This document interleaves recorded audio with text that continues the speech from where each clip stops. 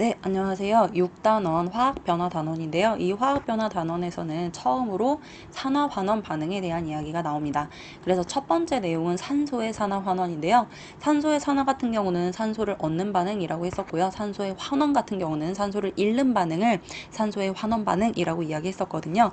이번 시간에는 전자의 산화환원에 대한 이야기를 하도록 할 텐데, 전자의 산화와 환원은 산소의 경우와는 정의가 반대라고 생각하시면 됩니다. 그래서 전자의 산화 같은 경우는 전자를 잃는 경우를 우리가 전자의 산화라고 부르고요. 반대로 전자를 얻는 경우를 우리가 전자의 환원이라고 부르거든요. 산소는 얻을 때가 산화였고 잃을 때가 환원이었습니다. 반면에 전자는 잃을 때가 산화이고 얻을 때가 환원이에요. 이렇게 여러분들이 정의를 명확히 하신 다음에 그 다음에 전자를 언제 얻거나 언제 잃느냐에 대한 이야기를 잠시 해보도록 할게요. 우리가 2단원 이야기할 때 전자를 얻거나 전자를 잃으면서 하는 화학 변화 또는 화학 반응 또는 화학 결합이 있었습니다. 뭐가 있었어요? 그쵸, 바로 이온 결합이 있었습니다. 이 전자의 산화 환원에서 우리는 전자를 잃는다, 전자를 얻는다 라고 표현을 했었는데요. 전자를 얻거나 잃거나 하면서 하는 반응, 첫 번째로 이온 결합을 할 때 전자의 산화 환원이 일어나지 않을까 라고 이야기를 할 수가 있고요. 그 다음에 두 번째는 이 전자의 산화 환원이 언제 많이 일어나냐면 금속들끼리 반응할 때도 역시 전자의 산화 환원이 일어난다 라고 표현을 합니다. 그래서 우리는 지금부터 이 이온 결합과 금속들끼리 반응을 할 때 어떻게 전자를 잃고 어떻게 전자를 얻느냐에 대한 이야기를 좀 해보도록 합시다. 먼저 이온 결합에 대한 이야기부터 합시다. 첫 번째 이온 결합이에요. 일단 이 이온 결합이라고 하는 건 뭐였냐면 금속과 비금속의 결합을 우리가 이온 결합이라고 불렀었거든요. 그래서 주기율표가 대충 이렇게 생겼다라고 친다면 왼쪽 부분 수소를 제외하고 우리는 금속 부분이라고 얘기했었고 대체로 오른쪽 부분을 비금속 부분이라고 얘기했었거든요. 이 금속 같은 경우는 원자과 전자가 한 개, 두 개, 세 개야. 그렇기 때문에 금속은 대체로 전자를 잃기 좋아하는 애들이다 라고 얘기를 했던 반면 비금속 같은 경우는 5개, 6개, 7개거든. 그렇기 때문에 이 비금속 같은 경우는 전자를 대부분 얻기 좋아한다 라고 표현을 했습니다. 전자를 잃기 좋아하는 애들은 우리는 양이온이 되기 쉽다 라고 했었고 전자를 얻기 좋아하는 애들은 음이온이 되기 쉽다 라고 했었거든요. 이걸 그대로 이온 결합에 가져와 보세요. 금속 같은 경우는 얘는 주기율표의 왼쪽에 존재하기 때문에 대체로 전자를 잃기 좋아할 겁니다. 따라서 얘는 양이온이 되려고 노력을 할 거고요. 반면에 비금속 같은 경우는 주기율표의 14족을 기준으로 오른쪽에 존재할 확률이 크거든요. 그렇기 때문에 얘는 전자를 얻어 음이온이 될 확률이 크다라고 생각을 하시면 좋겠습니다. 그래서 우리는 이 금속과 비금속 사이에 전자를 잃거나 얻으며 결합을 하는구나 라고 생각을 하시면 되고요. 이 이온 결합의 첫 번째 예로서 우리 염화 나트륨 보도록 할게요. 염화나트륨 NaCl입니다. 자, 먼저 나트륨 같은 경우를 볼게요. 나트륨은 원자번호 11번이거든요. 그러면 이 나트륨은 전자를 얻기 좋아할까 잃기 좋아할까? 그저 얘는 원자과 전자가 한 개라서 전자를 잃기 좋아할 겁니다. 몇 개를 잃기 좋아하냐면 한 개를 잃어야 안정해져요. 그래서 이 나트륨은 전자 한 개를 잃고 나트륨 이온으로 변하는데요. 전자 한 개를 잃었다라는 의미로 이렇게 전자를 표시하시면 돼요. 원래는 이게 무슨 의미였냐면 나트륨이 전자 한 개를 잃고 나트륨 이온이 되었어요. 이렇게 쓸 건데 화학 반응식에 있는 이 빼기 부분을 오른쪽으로 이항시켰다라고 생각하시면 됩니다. 그래서 여러분들이 이걸로 기억하시면 돼요. 얘는 그냥 버리세요. 어쨌든 나트륨은 전자 한 개를 잃고 나트륨 이온으로 변했다라고 생각하시면 됩니다. 반면 염소 같은 경우는 전자가 17개짜리거든. 17번이야. 그럼 원자과 전자가 7개다. 얘는 전자 한 개를 얻기 좋아하는 애예요. 그래서 얘는 전자 한 개를 얻어. 전자를 얻었을 때도 역시 이온으로 변하는데 전자를 얻었을 때 이온을 음이온이라고 표현하거든요. 그래서 염소는 전자 하나를 얻어서 염화 이온을 형성합니다. 이렇게 쓸 수 있는데 다시 말하면 나트륨은 전자를 잃었고 염소는 전자를 얻었으니 우린 이를 통해 산화와 환원을 표현할 수 있다고요. 나트륨은 전자를 잃었으니까요. 산화되었다 라고 표시하시면 되고요. 염소는 전자를 얻었거든요. 그래서 환원되었다 라고 이야기하시면 된다고요. 이걸 우리가 하나의 화학 반응식으로 표현을 해볼게요. 나트륨이 상온에 존재하고 있었던 염소 기체와 만나 염화 나트륨을 형성하는데요. 이때 숫자를 맞춰주기 위하여 앞에다 2자를 붙여주겠습니다. 어쨌든 최종적으로 염화 나트륨을 형성할 때 이 염화 나트륨은 애초에 전자 한 개를 잃은 나트륨 이온과 전자 한 개를 얻은 염소 이온의 결합으로 되어 있는 거거든요. 그래서 나트륨은 염화 나트륨 속에 나트륨 이온으로 변했다라고 생각하시면 됩니다. 그러면서 전자 하나를 잃었기 때문에 산화되었다라고 표시하시면 되고요. 반면에 염소는 염화 나트륨 속에 염화 이온이 되며 전자를 얻었거든요. 그래서 환원되었다라고 표현하시면 돼요. 이게 전자의 산화 환원입니다. 같은 방법으로 이번에는 두 번째 예를 보도록 할게요. 두 번째 예는 산화 마그네슘이라고 해서 MgO라고 쓰도록 하겠습니다. 여기에서 Mg 마그네슘 금속이거든요. 산소 비금속입니다. 얘네도 역시 이온 결합이거든요. 마그네슘 같은 경우는 원자 번호가 12번이야. 그래서 원자과 전자가 두 개거든. 그럼 얘는 전자를 두 개 잃기 좋아하는 애입니다. 따라서 마그네슘은 이온을 형성할 때 전자 두 개를 잃으니까 2+를 형성할 거고요. 그 다음에 전자 두 개를 잃었다 그래서 두 개의 전자 표시하시면 됩니다. 마그네슘은 조금 전에 내가 전자를 잃었다 라고 했거든요. 그럼 마그네슘은 산화예요, 환원이에요? 그쵸? 산화라고 할 수 있겠죠. 반면에 산소는 원자 번호가 8번이야. 그럼 원자과 전자가 6이거든요. 6개거든요. 그럼 산소 같은 경우는 전자가 몇 개 모자르냐면 2개가 모자릅니다. 그래서 산소는 전자 2개를 얻으려는 성질을 가지고 있어요. 그래서 마그네슘이 버린 전자를 산소가 얻겠지. 그리고 나서 이 산소는 뭐가 될 거냐면 산소 음이온이 형성이 될 텐데 2개를 얻어서 E-라고 표현하시면 됩니다. 이때 산소는 전자를 얻었기 때문에 산소는 환원되었다라고 표시하시면 되는데요. 얘도 마찬가지로 우리가 마그네슘이 산소 기체와 만나 산화 마그네슘을 형성했다라고 화학 반응식을 쓸 때 숫자를 맞춰주기 위하여 이자를 붙여주도록 하겠습니다. 그러면 이때 이 산화 마그네슘 속에 들어있는 마그네슘도 역시 마그네슘 이온과 산소 이온이 결합해서 산화 마그네슘이 되었구나 라고 여러분들은 생각해 주셔야 되고요. 그러면 마그네슘은 산화 마그네슘 속에 마그네슘 이온으로 변하며 죄송해요. 전자를 잃었기 때문에 산화되었다라고 표현을 하시면 되고요. 산소는 산화 마그네슘 속에 산소 이온으로 변하며 전자를 얻었기 때문에 산소는 환원되었다라고 표현하시면 됩니다. 그런데요. 우리는 지금 마그네슘이 전자를 잃어서 산화되었다라고 표현을 했거든. 그러면 산소 기준으로 보면 마그네슘은 산화예요, 환원이에요? 그쵸. 산소 입장에서 봐도 마그네슘은 똑같이 산화입니다. 마그네슘은 반응 전에 원래 지 혼자 있었는데 반응을 끝내고 났더니 마그네슘 옆에 산소 짝꿍이 생겼거든요. 반응을 끝내고 났더니 산소를 얻었어요. 그래서 산소의 입장에서도 역시 산화 맞거든요. 다시 말하면 산소일 때 산화인데 전자일 때 환원일 수 없다는 소리예요. 산소를 기준으로 산화이면 전자를 기준으로도 역시 산화여야 합니다. 이걸 여러분들이 꼭 기억을 했으면 좋겠고요. 이때 우리가 마그네슘이 산화되었다라고 말할 수 있는 이유는 두 가지입니다. 첫 번째는 마그네슘이 전자를 잃었기 때문에 산화되었다라고 하셔도 되고요. 두 번째는 마그네슘이 반응을 끝내고 나서 산소를 얻었기 때문이다라고 하셔도 됩니다. 그래서 이 마그네슘이 산화된 이유 잘 체크하셨으면 좋겠습니다. 그 다음에 사례를 하나 더 볼게요. 세 번째는 산화철이에요. 산화철은 우리가 Fe2O3라고 해서 이제 철의 재련 과정에서 나왔던 화학식인데요. 얘도 마찬가지로 금속과 비금속의 결합입니다. 그래서 전자를 잃거나 얻거나 할 텐데요. 철 같은 경우는 전자를 2개 얻기도 하고, 두 개 잃기도 하고 3개 잃기도 하는 성질을 가지고 있어요.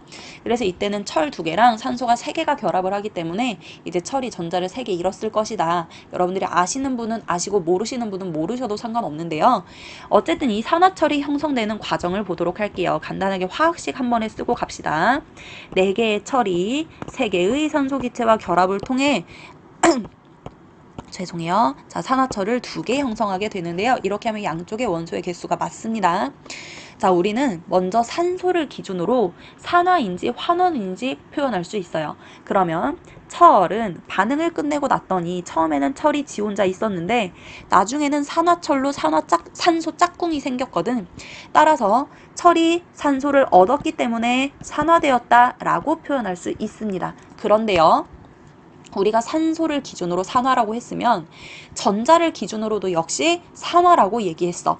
일단 철은 산소를 얻었기 때문에 산화인데 어쨌든 산화라는 건 전자 입장에서 전자를 뭐 했다? 그쵸? 전자를 잃었다 라고 생각하시면 됩니다. 다시 말하면 철은 금속이고 산소는 비금속이니 철이 전자를 잃고 산소가 전자를 얻었다 라고 생각하셔도 되거든요. 그래서 이 철이 산소와 결합했으니까 산소를 얻어서 산화이고 얘가 산화니까 전자를 잃었겠구나 까지 우리는 체크할 수 있는 거예요. 그러면 이때 철이 전자를 잃고 산화되었으니 반대로 그 전자를 누가 얻었겠어? 그쵸? 산소가 전자를 얻어 산소 이온이 되었겠죠? 그래서 산소는 전자를 얻었기 때문에 환원되었다 라고도 체크하실 수 있습니다. 우리는 조금 전에 뭐 염화 나트륨이나 산화 마그네슘처럼 전자를 잃고 얻었다 개수까지 명확하게 써서 할 수도 있지만 이렇게 산소를 통해서 산화냐 환원이냐를 먼저 따져준 다음에 전자를 얻었다 잃었다도 표현할 수 있다고요. 그 다음에 교과서에 나온 예라서 황화철도 볼게요. FeS라고 쓰는 황화철인데요. 얘도 역시 금속과 비금속의 결합이라서 이제 이온 결합을 하게 될 텐데요. 얘들아, 황은 원자 번호 몇 번이에요? 그죠? 얘는 16번이야. 16번이면 원자과 전자가 몇 개인지 알아요? 16번이면 원자과 전자 6개입니다. 그럼 얘는 전자를 몇 개 얻으려는 애니? 그죠? 2개만 채우면 안정해지거든요. 그래서 이 황은 전자 2개를 얻으려는 성질을 가지고 있을 거예요. 근데 우리 철은 정확히 원자 번호가 몇 번인지 몰라. 근데 어쨌든 황이랑 결합할 때 황은 2개가 필요하니 결국 철이 몇 개를 버려준다는 소리니 그죠? 철은 금속이니까 전자를 버려줄 건데 황이 2개 필요하니 철은 2개 버렸겠구나 라고 생각하시면 됩니다. 그래서 철이 철 이온으로 변해요. 전자를 잃어서. 이때 전자를 몇 개 잃을 거냐면 2개 잃는다 라고 생각을 하시면 되고요. 이때 2개 잃은 이 전자를 누가 집어가냐면 황이 그 2개의 전자를 집어간다 라고 생각하시면 됩니다. 그래서 황은 전자 2개를 얻어 황이온을 형성하게 되는 거예요. 그래서 이때도 마찬가지로 철과 황이 결합하여 황화철이 될 때 철은 황화철 내에 철이온으로 변하며 전자를 잃었기 때문에 산화되었다라고 하시면 되고요. 황은 황화철 내에 황이온으로 변하며 전자를 얻어 환원되었다라고도 표시하시면 됩니다. 이런 식으로 전자를 얻거나 잃으며 결합할 때 전자의 산화 환원이 일어날 수 있구나 라고 여러분들이 연습을 해보신 거고요. 다시 한번 차근차근 봐보시고 다음 금속의 반응에서 전자의 산화 환원을 보도록 하겠습니다. 자, 2번째 금속의 반응성입니다. 금속의 반응성에선 여러분들이 금속이 일단 어떤 성질을 가지냐 이걸 좀 알아주셨으면 좋겠는데요. 좀 전에도 우리가 계속 얘기하고 있지만 이 금속은 주기율표의 왼쪽 부분에 존재하고 있기 때문에 얘는 대체로 전자를 잃기 좋아한다 라고 이야기를 했습니다. 따라서 금속은 일반적으로 양이온이 되기 좋아한다 라고 생각을 하시면 되거든요. 근데 이 금속은 우리가 알고 있는 금속 뭐가 있냐면 뭐 아연, 철, 마그네슘, 나트륨 또는 금, 은 이런 애들이 있거든. 이 모든 금속들이 대체로 전자를 잃기 좋아하는 애들인데 얘네는 모두 다 전자를 똑같은 개수만큼 잃을까? 그쵸, 그건 아니에요. 그래서 이 금속들끼리도 지들끼리 서로 전자를 더 잘 버리려고 하는 애가 있고요. 안 버리려고 하는 애가 있거든요. 그러니까 버리긴 버리는데 덜 잃으려고 하는 애들이 있어. 이때 전자를 얼마나 잘 잃느냐, 잘 안 잃으려고 하느냐 이걸 나타내는 단어를 우리가 뭐라고 부르냐면 이온화 경향성이라고 불러요. 이온화 경향성. 그래서 여러분들이 한 16개, 17개 정도 되는 원소 기호들을 뭐 칼카나마, 아라철로 시작되는 거 그걸 외우신 학생들도 있을 겁니다. 하지만 그걸 다 외우실 필요는 없어요. 그냥 금속들마다 전자를 더 잘 잃고 덜 잃는다. 그냥 그 순서라는 것만 알아두시면 될 것 같은데요. 예를 들어서 우리 교과서에 자주 나오는 애들만 그냥 간단하게 쓸게요. 그럼 마그네슘,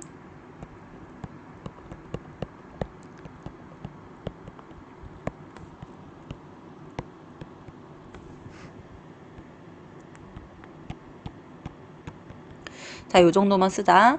마그네슘, 알루미늄, 아연, 철, 구리, 은 요렇게 생각하시면 되거든요. 자, 그럼 여기에서 내가 지금 부등호로 표시를 해놨어. 이건 무슨 소리냐면 마그네슘이 전자를 제일 잘 잃는다. 전자를 잃는 정도가 제일 크다라는 소리예요. 반대로 은이 전자를 잃으려는 성질이 가장 작다라는 소리거든요. 물론 그 16개, 7개 정도 되는 원소들을 다 하면 얘보다 더 작은 애가 있고 얘보다 더 큰 애가 있어.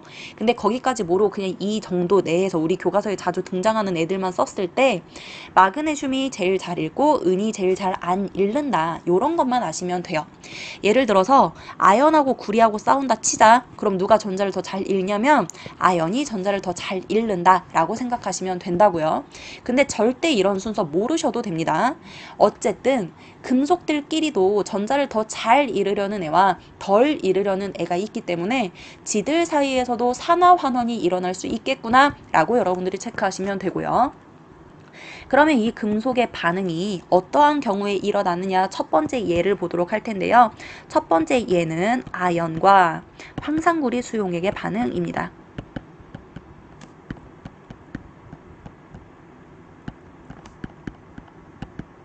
네, 그래요. 자, 일단 아연이라는 건 우리가 원소기호 ZN이라고 쓸 수 있고요. 황산구리 한번 보도록 할 텐데요. 황산구리는 황산이라는 물질과 구리라는 물질이 합쳐진 거예요. 그래서 화학식으로 쓰시면 CuSO4라고 쓰시면 됩니다. 이 황산구리를 물에다 녹인 걸 황산구리 수용액이라고 표현을 하는데요. 일단 이 아연과 황산구리 수용액의 반응이라는 건 무슨 소리냐면 비커에다가 황산구리 수용액을 집어넣는 거야. 황산구리 수용액 용액을 집어넣어요. 그 다음에 여기에 아연이라고 하는 이 아연판을 이렇게 이 아연판을 금속을 집어넣었다고 생각하시면 됩니다. 그러면 뭔가 반응이 일어났으면 변화가 일어났겠지? 그건 여러분들한테 조금 이따가 설명드리도록 할게요. 일단 황산구리 수용액이 어떠한 성질을 가지고 있는지 보자. 먼저 수용액 말고 그냥 황산구리만 본다면 이 황산구리는 구리라는 금속과 황산이라는 비금속이 결합을 한 거예요. 그러면 금속과 비금속의 결합이기 때문에 이 황산구리는 결국 이온 결합한 물질이다 라고 이야기할 수 있는데요. 이 이온 결합한 물질을 수용액, 물에다가 녹였어. 그러면 이 황산구리 수용액에서는 이 황산구리가 뭘로 존재하냐면 각각 이온화가 일어나서 이온 상태로 존재하게 되는데요. 이 황산구리는 금속과 비금속으로 쪼개져서 금속을 담당하는 구리 이온과 비금속을 담당하는 황산 이온으로 쪼개지게 됩니다. 이때 우리가 구리 이온과 황산 이온을 기호로 표현을 하면 구리는 Cu 2+라고 쓰시면 돼요. 전자를 2개씩 잃거든요. 반면에 황산 이온은 전자를 2개씩 얻어서 SO4 2-라고 쓰시면 됩니다. 다시 말하면 우리가 아까 비커에 황산구리 수용액이 있다라고 얘기했었는데요. 이 황산구리 수용액 속에는 이미 구리 이온과 황산 이온으로 존재한다라는 의미입니다. 여기에 우리가 아연을 집어넣어요. 그랬더니 이제 결과가 나옵니다. 결과는 뭐냐면 이 아연판 주변에 알갱이가 석출이 되더래요. 알갱이가 이렇게 들러붙어서 나오더랍니다. 그래서 이 알갱이를 떼다가 성분 조사를 했어. 그랬더니 이 알갱이의 성분이 뭐였냐면 바로 구리예요. 구리. 감이 오십니까? 자, 어쨌든 처음에는 이 황산구리 수용액 때에 구리는 없었어. 얘들아, 구리 이온과 구리는 틀린 거야. 그래서 황산구리 수용액 속에 들어있는 건 구리 이온이 있었는데 아연을 집어넣고 시간이 지났더니 구리가 석출이 되었다는 건 결국 뭐가 구리로 변할 수 있는 거예요. 그쵸? 구리 이온만 구리로 변할 수 있습니다. 얘들아, 아연이 갑자기 구리로 변하는 일은 생기지 않아. 그건 핵 변화거든. 근데 우리는 지금 화학 변화에 대해서 배우기 때문에 절대 이 원소 자체가 바뀌는 건 불가능합니다. 그래서 구리로 될 수 있는 애는 애초에 황산구리 속에 들어있던 구리 이온과 황산 이온과 여기에 담궈진 아연 중에 구리 이온만 구리로 변할 수 있다라는 거 체크하시면 됩니다. 그리고 나서 봤더니 구리 이온은 애초에 Cu2+라고 했어. 얘는 전자 2개를 애초에 잃고 있던 애야. 근데 얘가 완벽한 구리라는 물질이 되려면 전자를 얻어야 할까 잃어야 할까? 그쵸. 구리 이온 자체가 전자를 잃고 있던 애니까 그 잃었던 전자를 채워야 다시 원래 상태로 돌아올 거 아니에요. 그래서 구리 이온이 구리가 되려면 전자를 얻어야 한다라는 걸 알 수가 있어요. 그런데요, 이때 이 구리 이온이 얻어가야 할 전자를 누가 줄까? 자, 이 수용액 속엔 지금 누구밖에 없냐면 구리 이온과 황산 이온과 아연 요 3가지밖에 없다. 이 3가지 중에 어쨌든 구리 이온은 전자를 얻어 구리가 되어야 하니까 구리 이온 빼고, 그러면 아연이 전자를 주거나 황산 이온이 전자를 주거나 둘 중에 하나인데요. 황산 이온은 이 수용액 속에서 하는 게 있을까 없을까? 그쵸? 그쵸? 얘는 아무것도 하는 게 없어요. 그냥 쳐다만 봐. 그래서 얘는 반응에 참여하지 않는다 해서 구경꾼 이온이라고도 표현을 합니다. 아무 짓도 하지 않아요. 그럼 결국 뭐가 남냐면 금속, 아연만 남습니다. 우리는 맨 처음에 금속은 전자를 잘 이루려고 한다라고 얘기했는데요. 바로 이 아연이 구리보다 전자를 잘 이루려는 성질을 가져서 아연이 전자를 왕 하고 이뤄주는 역할을 하는 거예요. 그래서 아연은 결국 전자를 잃고 아연 이온으로 변하게 됩니다. 우리는 전자를 얻거나 잃는 상태 자체를 이온이라고 표현하는데요. 아연은 전자를 잃어서 아연 이온으로 변하고, 이때 아연이 전자를 잃은 걸 구리 이온이 집어갔다라고 생각하시면 된다고요. 이 과정을 우리가 5가지 과정으로 정리를 한번 해볼게요. 애초에 이 황산구리 수용액과 아연의 반응에서 처음에 존재하던 애는 뭐밖에 없냐면 황산구리 속에 들어있는 구리 이온과 그 다음에 황산 이온이 존재하고 있었습니다. 그 다음에 여기에다가 아연판을 집어 넣었으니까 아연이라는 금속도 있었겠죠. 근데 이제 두 번째 결과가 주어져요. 결과는 알갱이가 석출되었습니다. 그때 그 알갱이를 성분을 봤더니 구리였어요 라는 겁니다. 구리가 석출되었다라는 단서가 있네요. 이때 구리가 석출되려면 결국 뭐가 구리로 바뀌었다는 소리냐면 구리 이온이 구리로 바뀌었다는 소리거든. 근데 이때 구리 이온은 Cu2+로서 애초에 전자를 잃고 있었던 애야. 얘가 완벽한 구리가 되려면 세 번째, 구리 이온이 구리로 되는 동안에 전자를 얻어야 한다는 걸 알 수 있습니다. 구리 이온이 전자를 얻었어요. 왜냐면 잃고 있던 걸 채워야 하니까. 그래서 구리 이온이 전자를 얻었다는 요런 결론을 얻을 수가 있고요. 그러면 이 구리 이온이 전자를 얻으려면 누군가 전자를 공급해줘야 될 거 아니야. 이때 전자 공급 체계가 누구냐면 바로 또 다른 금속이에요. 그 금속이 아연이라는 겁니다. 아연이 전자를 잃어요. 이때 아연이 잃은 전자를 구리 이온이 집어갔다라고 생각하시면 되고요. 한국말로 쓸게요. 아연은 전자를 잃고 뭘로 변하냐면 아연 이온으로 변하게 되는 겁니다. 전자를 잃은 아연이 되는 거예요.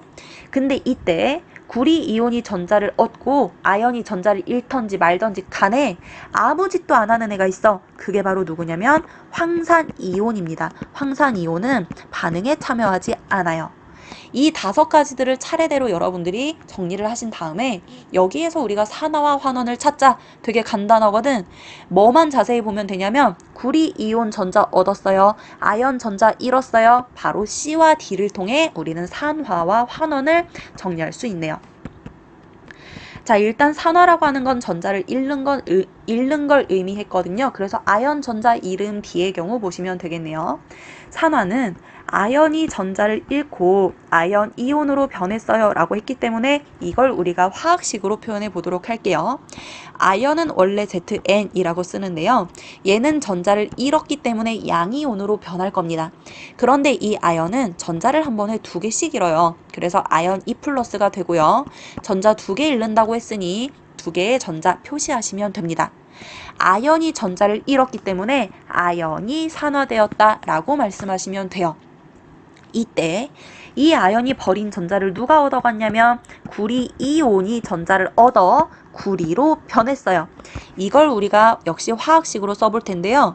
원래 애초에 존재하던 건 구리 이온이야. 근데 얘가 조금 전에 아연이 버린 이 전자 2개를 그대로 먹어.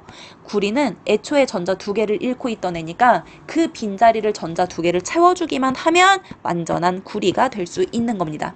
그래서 구리 이온이 전자 2개를 얻어 완벽한 구리가 되었다라고 생각하시면 되는데요. 이때 조심해야 할 거, 아까 산화는 아연이 전자를 잃었으니 아연이 산화되었다고 하시면 되는데요. 전자는 누가 얻었어? 그쵸? 구리 이온이가 전자를 얻었거든요. 그래서 구리 이온이 환원되었다라고 표시하셔야 됩니다. 자, 산화는 아연이었고요. 환원은 구리 이온이 환원이에요. 그래서 산화와 환원을 여러분들이 잘 정리를 쓸 줄 아셔야 합니다. 자, 이렇게 우리가 산화와 환원을 표시했으니 이제 이 수용액 속에서 이온의 개수를 한번 따져볼게요. 어쨌든 구리 이온이 구리로 변하고 아연이 아연 이온으로 변하면 이온수의 변화가 생기거든요. 일단 황산구리 수용액에 애초에 있었던 이온은 구리 이온이 있었고요. 그 다음에 황산 이온이 있었습니다. 얘네 둘의 개수 변화가 어떻게 되는지 볼게요. 먼저 구리 이온은 조금 전에 전자를 얻어 계속 완벽한 구리로 변한다 라고 했거든요. 그럼 구리 이온은 구리로 변하고 있으니 사라지는 거야. 따라서 구리 이온은 감소한다 라고 하시면 되고요. 반면에 황산 이온은 반응에 아무것도 참여하지 않거든.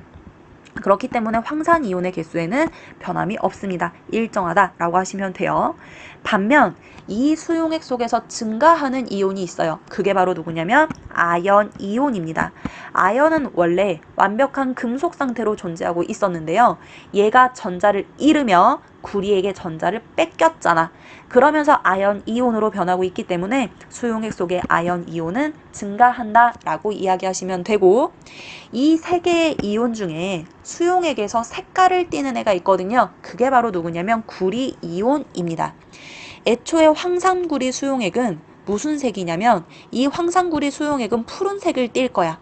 왜냐면 구리 이온이 수용액 속에서 푸른색을 띠는 성질을 가지고 있거든. 사실 원래 구리는 붉은색이야. 붉다, 주황색이다 이런 식으로 표현하거든요. 하지만 이 구리가 이온으로 변하면 푸른색을 띈다 라고 외워주셔야 되고요.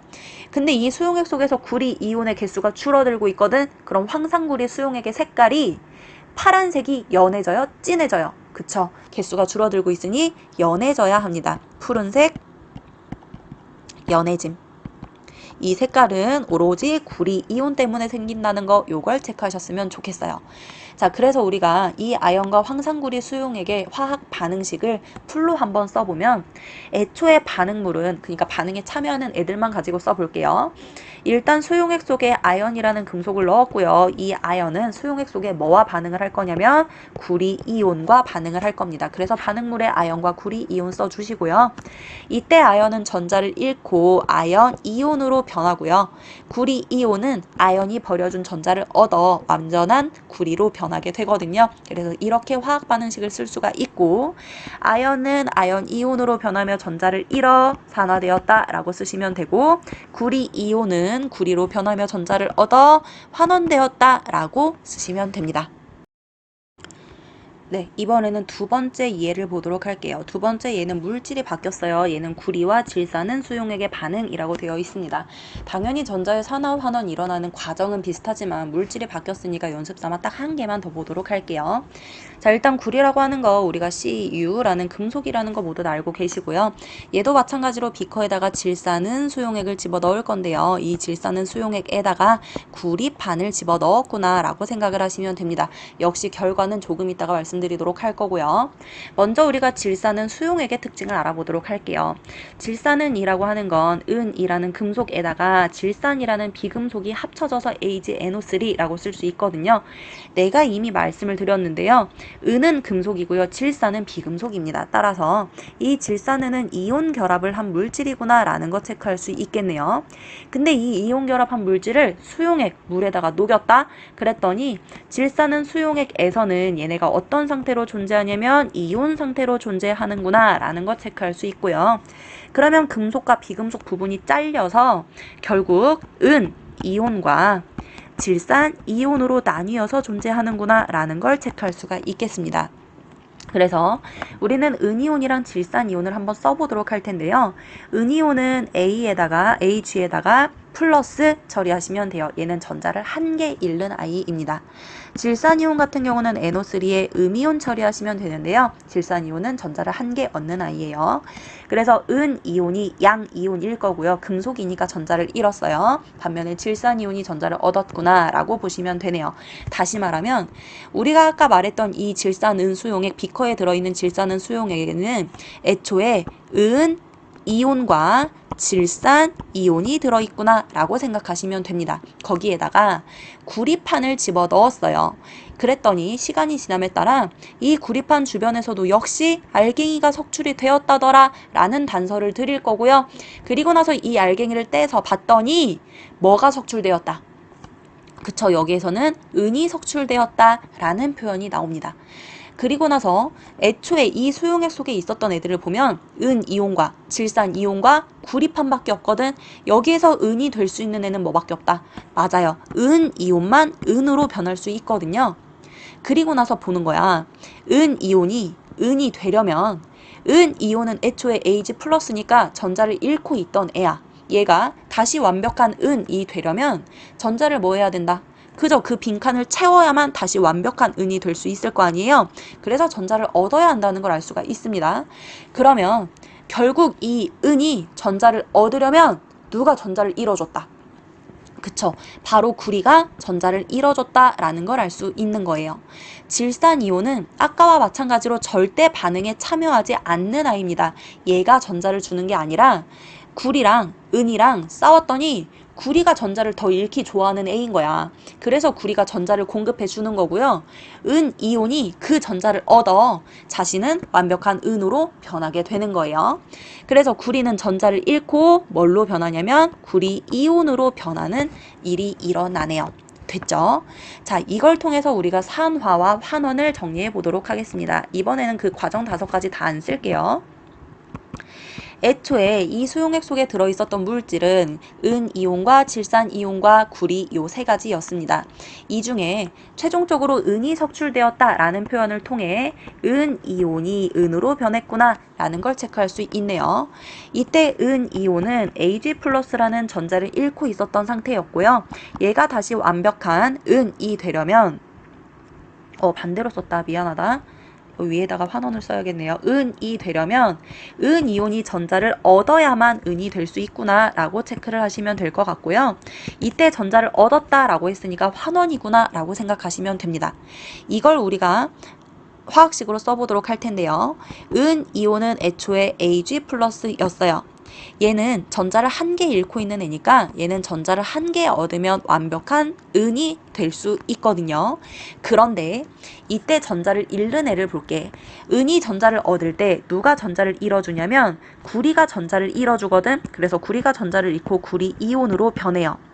근데 구리는 전자를 잃을 때 한 번에 몇 개씩 잃냐면 구리가 구리 이온으로 변하며 얘는 전자를 한 번에 2개씩 잃습니다. Cu 구리는 2 플러스짜리야. 전자를 2개씩 잃기 때문에 2 플러스짜리가 되는 거거든요. 근데 이 수용액 속에서 구리가 전자를 2개 잃잖아. 그러면 수용액에서 전자가 그냥 가만히 나동그라다니게 두면 안 돼. 얘를 다 먹어야 되거든. 그러면 은이온이 이 구리가 버린 전자를 먹는다. 근데 은이온은 전자를 애초에 1개씩밖에 못 먹어. 근데 구리가 전자를 2개 버렸네? 그럼 이 2개의 전자 먹으려면 은이온이 몇 개 있으면 돼요? 그쵸? 2개 있으면 됩니다. 그래서 2개의 은이온이 2개의 전자를 먹어서 2개의 은을 형성하게 됩니다. 이렇게 이 예에서는 숫자까지 좀 생각을 해주셨어야 했고요. 자, 얘들아, 반대지만 꼭 다시 확인해요. 은이온이 전자를 얻었으니 은이온이 환원이고요. 구리가 전자를 잃었으니 구리가 산화되었다 라고 하시면 됩니다. 구리가 산화이고요. 은이온이 환원이에요. 네. 자, 그러면 이 경우에도 우리가 마찬가지로 이온수를 체크해 보도록 할게요. 애초에 수용액 속에 들어있었던 이온은 은이온이 있었고요. 질산이온도 있었어요. 자, 은이온 같은 경우는 계속 은으로 석출되고 있다라고 했거든요. 은이온이 은으로 변했다라고 얘기했기 때문에 은이온의 개수는 감소하게 됩니다. 근데 이 은이 석출되는 동안에 질산이온은 아무것도 하지 않는다라고 했거든요. 그렇기 때문에 질산이온은 일정할 거예요. 반면 은이온이 감소해서 은이 되는 동안에 전자를 공급해주는 게 있었지. 그게 뭐였냐면 바로 구리였습니다. 구리가 전자를 잃고 구리 이온으로 변한다 라고 했기 때문에 구리 이온의 개수가 점점 증가하게 될 건데요. 이 3개의 이온 중에 색깔과 관련 있는 애 하나 있다. 그쵸? 구리 이온 맞습니다. 이 질산은 수용액 같은 경우는 애초에 색깔이 좀 야리꼬리한 보통 투명하다고도 표현을 하는데 좀 야리꼬리한데요. 어쨌든 구리 이온이 나옴으로 인하여 이 질산은 수용액은 무슨 색으로 점점 변하게 되냐면 점점 푸른색으로 변한다 라고 정리해 주시면 됩니다. 여러분들은 구리 이온이 들어있을 때 푸른색을 띈다는 거 요걸 좀 기억을 하시면 좋을 것 같고요. 얘도 마찬가지로 우리가 하나의 화학 반응식으로 써보도록 하겠습니다. 애초에 반응물은 구리라는 금속이 있었습니다. 이 구리라는 금속이 수용액 속에 들어있는 은이온과 반응을 하게 되거든요. 그러면서 구리는 전자를 잃고 구리 이온으로 변하게 되고요. 은이온은 전자를 얻어 최종적으로 은이 석출되게 되거든요. 근데 구리가 전자를 2개씩 잃기 때문에 은이온이 2개가 전자를 얻어먹어야 되고요. 2개의 은이온이 전자 2개를 얻어서 은도 2개가 석출되는 현상이 일어납니다. 이때 구리는 전자를 잃고 구리 이온으로 변하며 산화된다 라고 하시면 되고요. 은이온은 전자를 얻어 은으로 변하며 환원된다 라고 표현하시면 됩니다. 자, 이렇게 여러분들은 금속들끼리도 전자를 누가 더 잘 잃느냐, 덜 잃느냐에 따라 산화환원이 일어날 수 있구나 라고 생각하시면 되는데요. 이 예를 마지막으로 한 가지만 더 보도록 할게요. 이건 이온 결합 물질이 아닌데도 전자의 산화환원이 일어나기 때문에 보는 내용입니다. 자, 아연과 묽은 염산이에요. 우리 교과서에 얘가 나와서 여러분들한테 말씀드리는데요. 먼저 아연이라는 건 가장 대표적인 금속 물질입니다. 염산은 우리가 이미 화학식을 알고 있죠. HCl이라고 쓰거든요. 수소와 염소의 결합이에요. 묽은이라고 하는 건 이 염산에 물 타서 좀 연하게 만들었다라는 소리예요. 얘도 마찬가지로 비커에 묽은 염산을 집어넣고 여기에 아연판을 집어넣었다라고 생각하시면 되거든요. 이때 어떤 현상이 일어나느냐를 보시면 되는데 얘는 특이하게 염산이 이온 결합 물질이 아니야. 왜냐면 수소도 비금속이고 염소도 비금속이거든. 그래서 얘는 이온 결합 물질이 아닙니다. 그럼에도 불구하고 이 염산은 애초에 얘는 산성 물질이라서 수소 이온을 포함하는 물질이에요. 그래서 수소 이온과 염소 이온인 이온화 상태로 존재하는 게 가능합니다. 왜냐면 수소가 1족이잖아. 그래서 원자과 전자가 1개라서 얘도 1개 1키를 좋아하거든. 따라서 염산 속에는 수소이온과 염소이온이 존재한다. 이것만 체크하시면 나머지는 쉽습니다.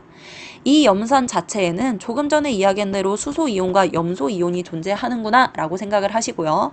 거기에다가 아연이라는 금속판을 집어넣었어요. 그랬더니 여기에서도 역시 뭔가 반응이 일어났답니다. 그걸 가지고 여러분들은 수소와 아연의 반응성을 비교하시면 돼요. 왜냐면 여기에서 염소이온은 역시 아무 짓도 하지 않을 거거든. 그래서 버려. 그러면 이 수소 이온과 아연 사이에 뭔가 일이 벌어졌다는 소린데 여기에서는 금속 이온이 존재하지 않기 때문에 이 아연의 주변에 알갱이가 석출된다라는 표현 대신에 기포가 발생한다 또는 기체가 발생한다 라는 표현이 나옵니다. 이때 발생하는 기체가 뭐냐면 바로 수소 기체입니다. 됐어요? 감이 오나요? 그럼 결국 이 수소 기체는 뭐가 수소 기체로 변했냐면 수소 이온이 수소 기체로 변했구나 라는 걸 알 수가 있을 거고요. 수소 이온은 애초에 전자를 잃고 있었던 애야. 그럼 얘가 완전한 수소가 되려면 그 잃고 있었던 자리를 채워야 되니까 전자를 얻는구나 라고 생각하시면 되고요. 이때 전자를 잃어주는 애가 누구냐면 바로 아연입니다. 그러면 이 아연이 전자를 잃고 아연 이온으로 변하는구나 라고 생각하시고 산화와 환원을 정리하시면 되겠네요. 자, 산화부터 볼게요. 전자를 잃은 애는 누구냐면 바로 아연입니다. 아연이 전자를 잃고 아연 이온으로 변했는데요. 아연은 전자를 잃을 때 전자를 한 번에 몇 개씩 잃냐면 2개씩 잃어요. 그래서 아연 2 플러스에 전자 2개를 잃었습니다 라고 표현하시면 됩니다. 이때 아연이 잃어버린 전자를 누가 얻어가냐면 이번에는 수소 이온이 얻어가거든요. 수소 이온이 전자를 얻어 완벽한 수소 기체를 형성하게 되는데요. 수소 이온은 H 플러스짜리야. 얘는 전자를 1개만 얻으면 돼요. 그러면 완벽한 수소를 형성할 수 있거든요. 근데 아연이 전자를 애초에 몇 개씩 버리냐면 2개씩 버렸어. 그럼 이 2개를 다 먹어야 돼. 근데 수소 이온은 전자를 1개밖에 못 먹으니까 2개의 전자를 다 먹으려면 2개의 수소 이온이 필요한 겁니다. 그리고 2개의 수소 이온이 2개의 전자를 먹으니까 수소가 2개 만들어지는데 수소는 EH라고 쓰는 게 아니라 H2라고 수소 기체라고 표현을 하시는 거죠.